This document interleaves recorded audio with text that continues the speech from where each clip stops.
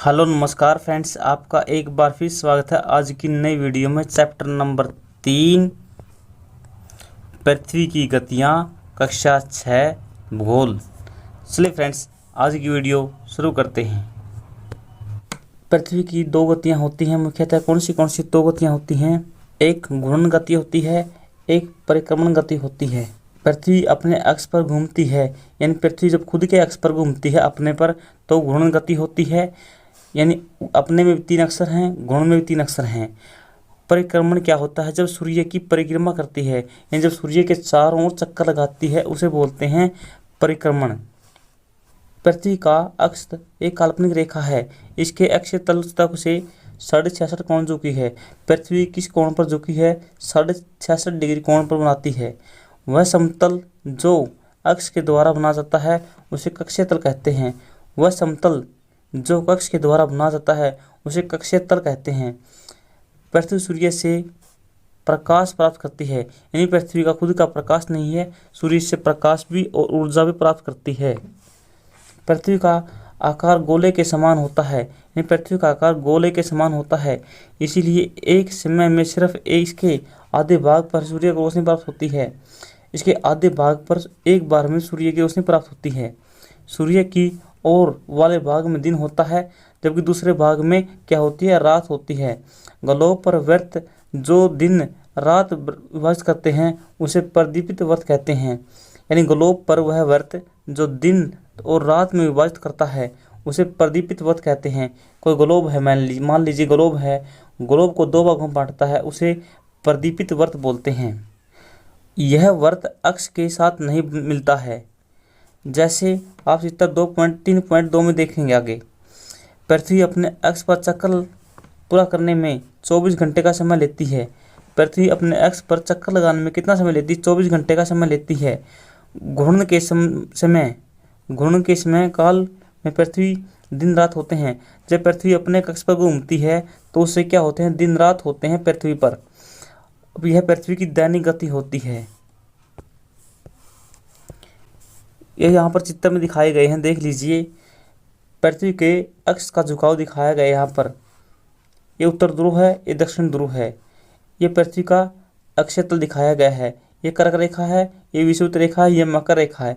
इनके बीचों बीच दिखाया गया है। क्या दिखाया है? पृथ्वी का कक्षीय तल। और इधर दिखाया उत्तर ध्रुव, इधर दक्षिण ध्रुव है। इधर कौन है? ये वृत्त दिखाया, प्रदीपित वृत्त। प्रदीपित वृत्त इधर दिखाया गया है। इधर से सूर्य किरणें पड़ती हैं, इस पर ये क्या है? दीपित है, ये प्रदीपित है। प्रदीपित कहाँ होता है? जहाँ पर सूर्य की किरणें न पहुँचे। अगर पृथ्वी घूर्णन नहीं करेगा तो क्या होगा?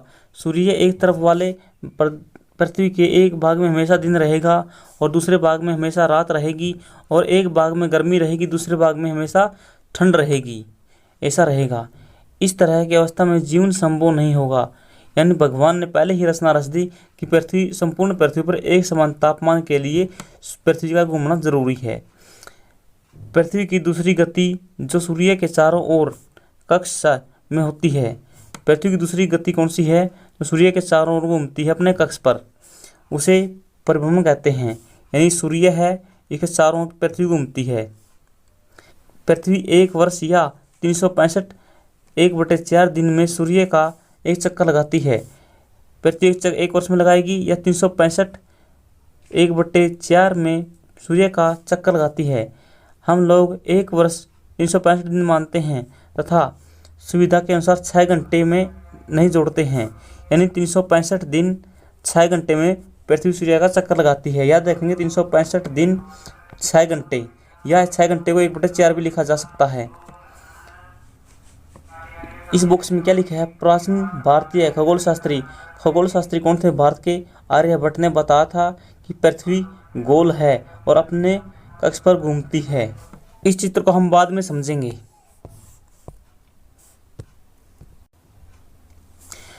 चार वर्षों में प्रत्येक वर्ष में बचे हुए 6 घंटे को जोड़ दिया जाता है। 6 गुणा में 4 यानी 24 घंटे को बाद में जोड़ दिया जाता है। 366 दिन हो जाते हैं। 24 घंटे बराबर हो जाते हैं। इसके अतिरिक्त दिन इसके अतिरिक्त एक दिन को अतिरिक्त जोड़ दिया जाता है और फरवरी के महीने में जोड़ा जाता है। इस प्रकार प्रत्येक चौथे वर्ष में यानी 4 वर्ष के बाद 28 के बदले 29 दिन का होता है एक वर्ष। ऐसे वर्ष जिसमें 366 दिन होते हैं उसे लीप वर्ष कहा जाता है। पता लगाइए कि लीप वर्ष कब होगा। पृथ्वी दीर्घवृत्ताकार पथ पर सूर्य के चारों ओर चक्कर लगाती है, याद रखेंगे। ध्यान दीजिए कि पृथ्वी पूरे अक्ष में एक दिशा में झुकी है। पृथ्वी पूरे अक्ष में एक ही दिशा में झुकी है, याद रखेंगे। पृथ्वी पूरे अक्ष में एक ही दिशा में झुकी है, इसको याद रखेंगे यहाँ से। सामान्यतः एक वर्ष को गर्मी, सर्दी, बसंत, शरद ऋतु में बांटा जा सकता है। ऋतुओं में परिवर्तन सूर्य के चारों ओर पृथ्वी की स्थिति से परिवर्तन के कारण होता है। जो ऋतुओं में परिवर्तन होता है किस कारण से होता है? पृथ्वी सूर्य के चारों ओर चक्कर लगाती इस कारण से होता है और पृथ्वी की स्थिति में परिवर्तन के कारण होता है।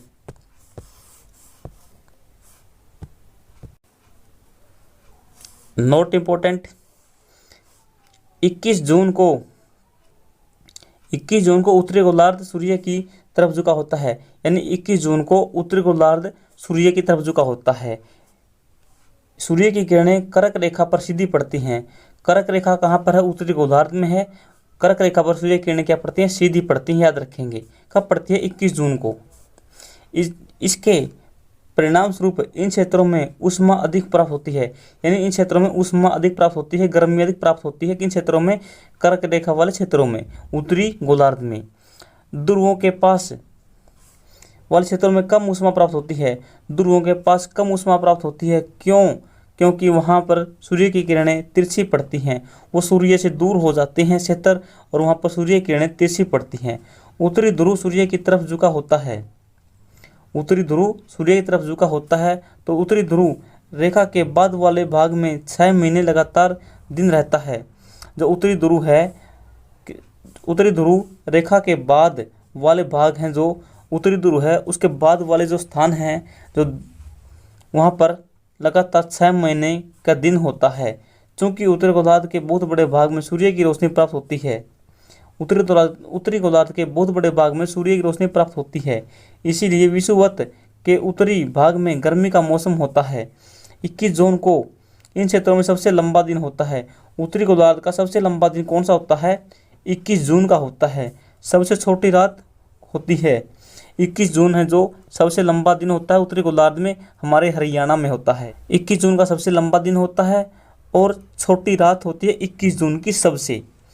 पृथ्वी की इस अवस्था को उत्तर अयन कहते हैं। यहाँ से आपके एग्जाम में बहुत से प्रश्न आ सकते हैं, आप उनको ध्यान में रखेंगे। 21 जून वाला तो विशेषकर ध्यान रखेंगे कि 21 जून को सूर्य की किरणें सीधी पड़ती हैं, इस कारण से सबसे बड़ा दिन होता है उत्तरी गोलार्ध का और छोटी रात होती है उत्तरी गोलार्ध की 21 जून को सबसे। आगे है 22 दिसंबर को दक्षिण गोलार्ध के सूर्य की ओर झुका होने के कारण मकर रेखा पर सूर्य किरण सीधी पड़ती हैं। यानी 22 दिसंबर को सूर्य कहाँ चला जाता है? दक्षिण गोलार्ध में चला जाता है, मकर रेखा को पार कर। मकर रेखा पर सूर्य किरणें क्या पड़ती हैं? सीधी पड़ती हैं। सूर्य की किरणें मकर रेखा पर सीधी पड़ती हैं, इसीलिए दक्षिण गोलार्ध में बहुत बड़े भाग में प्रकाश प्राप्त होता है।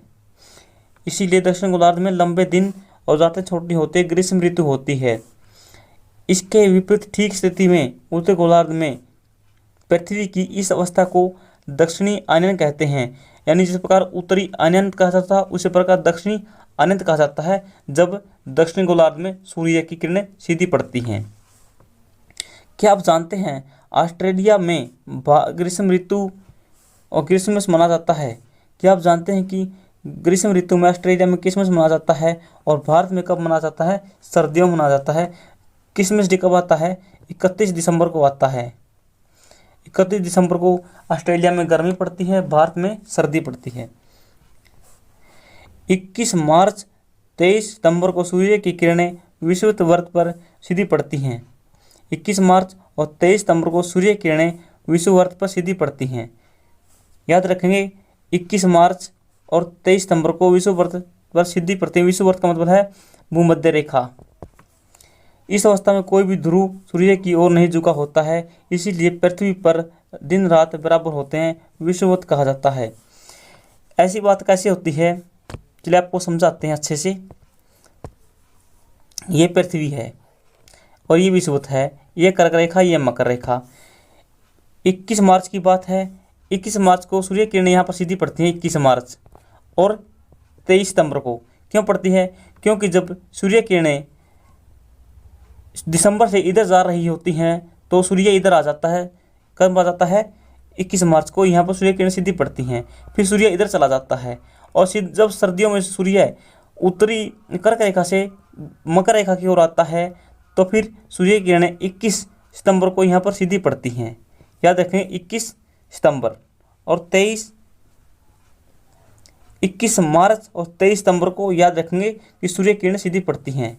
21 जून को कौन सा दिवस मनाया जाता है, अंतर्राष्ट्रीय योगा दिवस मनाया जाता है, क्योंकि ये उत्तरी गोलार्ध का सबसे बड़ा दिन है, इसीलिए इस दिन क्या मनाया जाता है भारत में, और अंतर्राष्ट्रीय योगा दिवस है, मनाया जाता है अंतर्राष्ट्रीय योगा दिवस, याद रखेंगे। आगे है 23 सितंबर को उत्तरी गोलार्ध में शरद ऋतु होती है। उत्तरी गोलार्ध में कौन सी ऋतु होती है, शरद ऋतु होती है। अपने भारत में यही कंडीशन होती है, जबकि दक्षिणी गोलार्ध में बसंत ऋतु होती है। ऑस्ट्रेलिया में कौन सी ऋतु होती है, बसंत ऋतु होती है, और गर्मी आने वाली होती है ऑस्ट्रेलिया में। 21 मार्च की स्थिति के विपरीत होती है, उत्तरी गोलार्ध में बसंत ऋतु होती है, यानी मार्च में हरियाणा में और भारत में कौन सी ऋतु होती है, बसंत ऋतु होती है, याद रखेंगे। एक बार एग्जाम में पूछा गया था कि मार्च के महीने में हरियाणा में कौन सी ऋतु होती है, बसंत ऋतु होती है, वो प्रश्न यहीं से उठाया गया था। दक्षिण गोलार्ध में शरद ऋतु होती है। इस प्रकार स्पष्ट है कि पृथ्वी के घूर्णन एवं परिक्रमण के कारण दिन रात और ऋतु परिवर्तन होते हैं। चलिए मैं आपको इस चित्र को समझाता हूँ अब, क्योंकि हमने इसके बारे में पूरा पढ़ लिया है। 21 मार्च को जो सूर्य किरणें हैं भूमध्य रेखा पर सीधी पड़ती है, भूमध्य रेखा है, और कब पड़ती हैं, 23 सितंबर को पड़ती हैं। 21 मार्च को उत्तरी ध्रुव में या उत्तरी गोलार्ध में कौन सी ऋतु होती है, बसंत ऋतु होती है, यहाँ से याद करेंगे। और 23 सितंबर को बसंत ऋतु कहाँ पर होती है, दक्षिणी गोलार्ध में होती है। अपने भारत में होती है बसंत ऋतु कब, मार्च में, और ऑस्ट्रेलिया में होती है सितंबर में। इधर 22 दिसंबर दिखाया गया है। 22 दिसंबर को सबसे बड़ा दिन कहाँ पर होता है, दक्षिण गोलार्ध में होता है। यहाँ पर ग्रीष्म ऋतु होती है दिसंबर में। और 21 जून को योगा दिवस होता है, कहाँ पर होता है, भारत में। भारत में कौन सा उत्तरी गोलार्ध है, यानी सबसे बड़ा दिन होता है उत्तरी गोलार्ध का 21 जून का। आप यहाँ से याद कर सकते हैं आसानी से। ऑब्जेक्टिव टाइप क्वेश्चन करते हैं। पृथ्वी की सूर्य के चारों ओर परिक्रमा गति को क्या कहते हैं, यानी जो सूर्य है इसके चारों ओर पृथ्वी चक्कर लगाती है, उसे क्या कहा जाता है, परिक्रमा। किसी की परिक्रमा करनी, हम भी किसी मंदिर की, किसी गुरुद्वारे की परिक्रमा करते हैं, उसके चारों चक्कर लगाते हैं, उसे परिक्रमा बोला जाता है। सूर्य की सीधी किरणें विषुवत पर किस दिन पड़ती हैं, यानी भूमध्य रेखा पूछी कब पड़ती हैं, 22 दिसंबर को पड़ती हैं मकर रेखा पर यानी ऑस्ट्रेलिया में, और 21 जून को पड़ती हैं भारत में यानी कर्क रेखा पे, और 21 मार्च को पड़ती हैं भूमध्य रेखा पर सीधी किरणें पड़ती हैं, और कब पड़ती हैं, 23 सितंबर को पड़ती हैं, याद रखेंगे। गर्मी में क्रिसमस पर्व कहाँ मनाया जाता है, ऑस्ट्रेलिया मनाया जाता है, क्योंकि ऑस्ट्रेलिया में 31 दिसंबर को गर्मी होती है और भारत में क्या होती है, सर्दी होती है। ऋतुओं में परिवर्तन पृथ्वी की किस गति के कारण आता है, ऋतु में परिवर्तन आता है परिक्रमा के कारण, और घूर्णन के कारण क्या होते हैं, दिन रात होते हैं। खालिस्तान बढ़ते हैं। एक लीप वर्ष में दिनों की संख्या कितनी, 366 होती है, लीप वर्ष में पूछी है। और साधारण वर्ष में पूछे तो 365। पृथ्वी की प्रतिदिन गति को कहते हैं, घूर्णन कहते हैं, लेकिन पृथ्वी किसी के चारों ओर चक्कर लगाती है सूर्य के, तो उसे बोलते हैं परिभ्रमण गति। 21 जून को सूर्य किरणें सीधी चमकती हैं कर्क पर। और ऋतु में दिन छोटे होते हैं, किस ऋतु में दिन छोटे होते हैं, शरद ऋतु में या सर्दी में। अपने भारत में होते हैं जनवरी, फरवरी, दिसंबर में छोटे दिन होते हैं। ये लेसन यहीं पर समाप्त होता है। भारत माता की जय। जय हिंद, नेक्स्ट वीडियो में फिर मिलते हैं।